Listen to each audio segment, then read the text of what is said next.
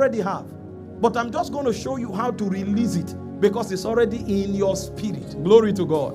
And so I said, everything that you have in you right now, there are 3 ways of releasing them. There are 3 mechanisms for releasing them. The first mechanism for releasing what you have in your spirit is your thought. These are channels. These are gateways of releasing spiritual possibilities. Whether you do it by faith, whether you do it by declaration, the gates for releasing spiritual possibilities are basically 3. And the first one is your thought. Ephesians 3 verse 20. The Bible said God is able to do exceeding abundantly above all you what? Ask or think. So your thought is a gateway. One of the channels of releasing divine verities is your thought. If you study 2 Corinthians chapter 10 from verse 3 to verse 6, the Bible said, though we walk in the flesh, it said we do not war after the flesh. It said the weapons of our warfare are not carnal.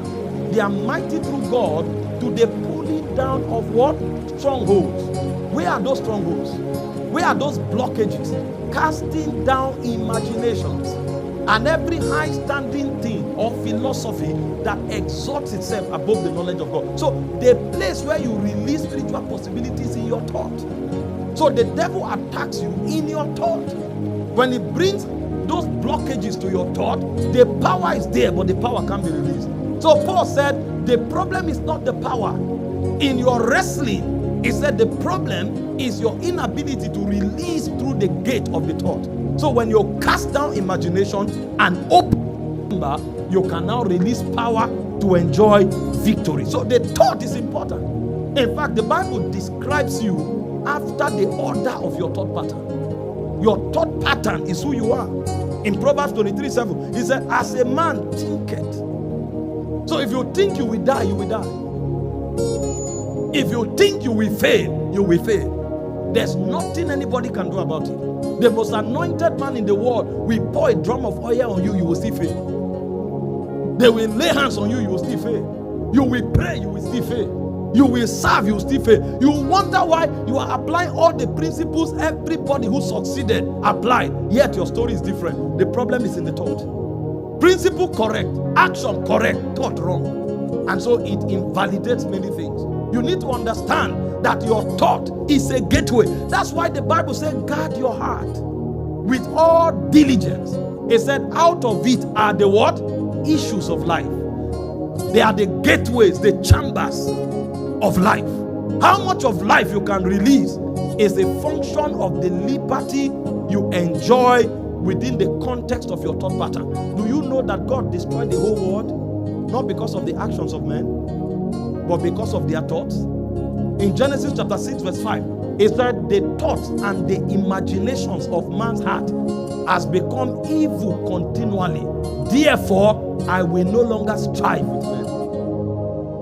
So even God, a point comes when he becomes helpless about your life. He can't help you if the thought is wrong. He said because they choose not to retain God in their knowledge, he gave them to a reprobate mind. So God gives up on people whose thought cannot be refined.